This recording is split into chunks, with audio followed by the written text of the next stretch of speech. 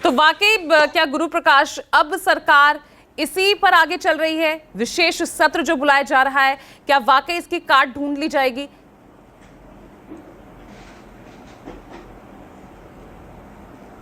नहीं, देखिए, मैं अभी अपने कांग्रेस के साथियों को सुन रहा था और समाजवादी पार्टी के भी साथी को सुन रहा था ध्यानपूर्वक। देखिए, पहले तो बाईपोल्स को लेकर के स्पष्ट कर देना चाहता हूं कि केरला में लड़ाई किसकी थी? केरला में कम्युनिस्ट पार्टी और कांग्रेस की लड़ाई थी। बंगाल में लड़ाई किसकी थी? बंगाल में कम्युनिस्ट पार्टी और टीएमसी की लड़ाई थी।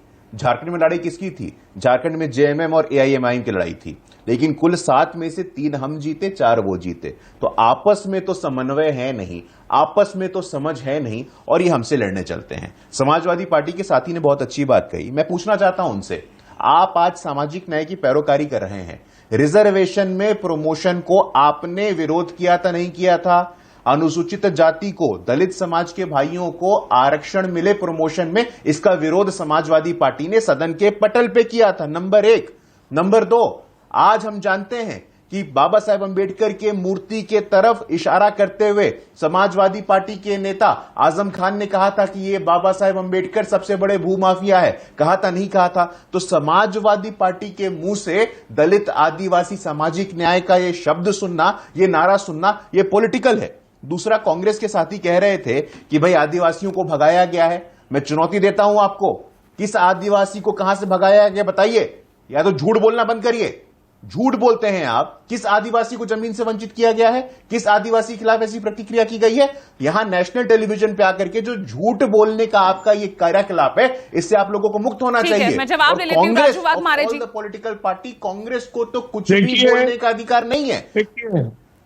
देखिए क्या है पूजा जी, मैं क्षमा चाहता कि यहाँ बैठ के कुछ भी बातें करना बिना अध्ययन करके, ये बहुत बुरी बात है। आदिवासी कानून क्या लेके आए?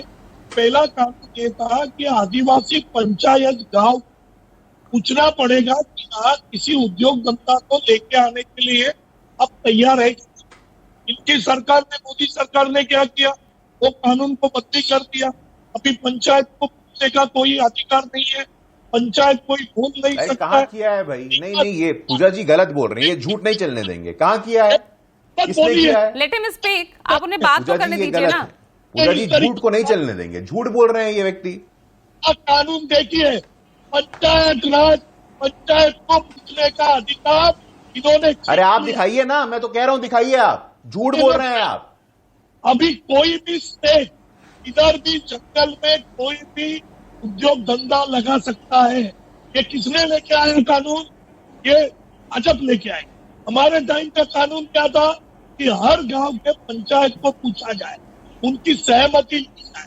अगर वो दीपक रंजन, सामाजिक न्याय के नाम पर परिवारवाद की राजनीति आप कर रहे हैं, सीधा सीधा सिर्फ और सिर्फ राजनीति यहाँ पर हो रही है। देखिए, हमारे गुरु प्रकाश जी को, डॉक्टर गुरु प्रकाश जी को परिवारवाद से अगर इतनी नफरत है तो इन्होंने सिर्फ उत्तर प्रदेश में ही आप देख लीजिए, इन्होंने अपने एनडीए में शामिल कर लिया ओम प्रकाश राजभर जी को।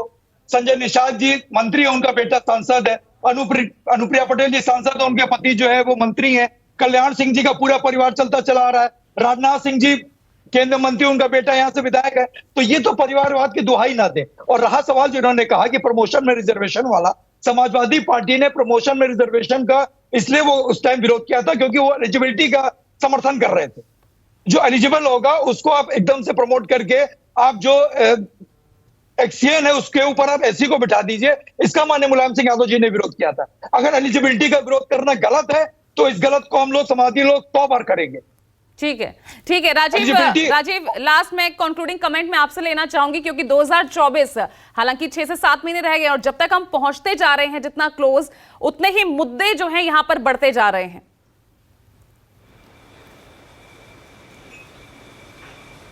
देखिए, असल मुद्दे तो पूजा 18 से 22 सितंबर के संसद के विशेष सत्र निर्धारित करेंगे कि 2024 का चुनाव किन मुद्दों पर होने जा रहा है। प्रधानमंत्री नरेंद्र मोदी और उनकी सरकार ने जो ये विशेष सत्र बुलाया है, इसका विशेष मकसद है, और ये पूरा मकसद 2024 के चुनाव के इर्द गिर्द है। मैं तो मानता ये भी हूँ कि विपक्ष के इंडिया गठबंधन बनने के बाद ही प्रधानमंत्री नरेंद्र मोदी और उनकी सरकार पर यह दबाव आया है और ये विशेष सत्र बुलाया गया। अभी तक दुनिया की सबसे बड़े लोकतंत्र में हम हैं और देश के सबसे बड़े पंचायत का विशेष सत्र बुलाया गया है, लेकिन सरकार ने अभी तक करीब 10 दिन से ज़्यादा हो गए उस संसद सत्र का एजेंडा सार्वजनिक नहीं किया। मुझे उम्मीद है शायद G20 के बाद हो जाए, या नहीं भी होगा तो कोई कुछ कर भी नहीं सकता, जिसकी सरकार उसकी मर्जी। लेकिन संसद के विशेष सत्र का एजेंडा अभी तक नहीं सामने लाने के पीछे मुझे लगता है कि 2024 के चुनाव के लिए जो जो मुद्दे इंपॉर्टेंट होंगे, या भारतीय जनता पार्टी जिन मुद्दों को लेकर के जाना चाहती है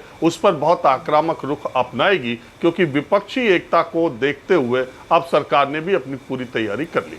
बिल्कुल, तो किसी बड़े तूफान के आने से पहले की ये शांति जरूर कही जा सकती है। चलिए, बहुत बहुत शुक्रिया आप सभी का इस चर्चा में जुड़ने के लिए। तो आखिर मुद्दों पे मुद्दे लगातार जुड़ते जा रहे हैं और 2024 का चुनाव और ज्यादा दिलचस्प होता जा रहा है। लेकिन उससे पहले सभी की नजर 18 को जो शुरू होने वाला विशेष सत्र है उस पर बनी हुई है कि इस 5 दिन के सत्र में आखिर क्या करने वाली है मोदी सरकार। फिलहाल आज के लिए ब्रेकिंग विद एजेंडा में इतना ही। नमस्कार।